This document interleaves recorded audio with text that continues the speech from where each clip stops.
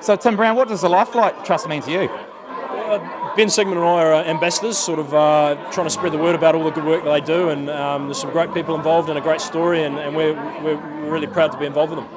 So how many things do you put your name against? Is the Life Flight Trust something that's quite special to you? No, I just think Siggy and I were talking probably a couple of years ago about how lucky we've been, and we wanted to sort of give something back. And we looked around for a charity to be involved with, and just sort of fell in love with the Life Flight Trust, the people here, and the mission, and the story, and how they got here, and it really sort of resonated with us, and we've just trying to be able to represent them in the course of playing football for New Zealand and for the Phoenix. So lots of people know about the chopper, but no one knows about these planes, which appear to be chewing up most of the money and saving most of the people. So is it a big thing now to promote the plane? Well, I mean, in much the same way that Siggy and I are unsung heroes on the football pitch, I think the air ambulances are the unsung heroes for the Life Flight, and they do a lot of stuff behind the scenes, transporting people back and forth across the country to the various specialist units around the country, and just an awful lot of work, and it costs an awful lot of money to run them, and that's what a lot of the Life Flight fundraising goes towards, and we're trying to raise a little bit of awareness about that. So the World Cup's obviously just around the corner. It must have been a bit of a childhood dream. Yeah, I mean, if you'd told me 12 months ago I would have been going to a World Cup, or on the eve of going to a World Cup, I wouldn't have believed you. So, I mean, as a child, it just wasn't even on the radar, and yeah, it's a big thing, and the nerves are certainly there, and we leave on a plane on Wednesday, and play Australia on Monday, and then we're off to Europe the day after. So it's all happened, and I just can't wait, to be honest with you. Have you been juggling a ball since you've been a toddler, or?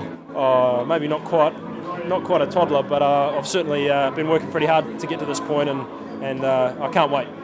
Hey, so the Phoenix, what role has that played, do you think, in elevating New Zealand soccer and maybe prepping up a team that's good enough for the World Cup? Well, I think I'd venture to say that without the Phoenix, we're not going to a World Cup, and I think they've provided a professional outlet for 5-6 of the guys from the All Whites, and they're our sole professional team, and I think they've raised the level of the game in this country, and sort of just rallied the sporting public's attention towards football, and I think without Terry Serapisos and the Phoenix, we don't go to a World Cup. What are your aims in this World Cup, right? It's obviously a huge ask to try and take out any final position. What is your aim for? I mean, I think there's probably a whole lot of officer sweepstakes going on around the world, and no one wants to draw New Zealand out of a hat. They'll want their money back if they do. I think not many people across the globe probably think we deserve to be there, and it's a massive challenge for us to go over there and I think earn people's respect. And the reality is we could play Italy in the second game and have the game of our lives and still get well beaten. I mean, that's the disparity that we're up against, and I think the goal for us is really respect, and I think hopefully that translates into some results. A first ever point at a World Cup would be a good start, maybe the first ever victory, and you never know. I don't think it's within outside the realms of possibility that we qualify for the second round, but it's going to be a massive challenge, but I think respect's the real goal.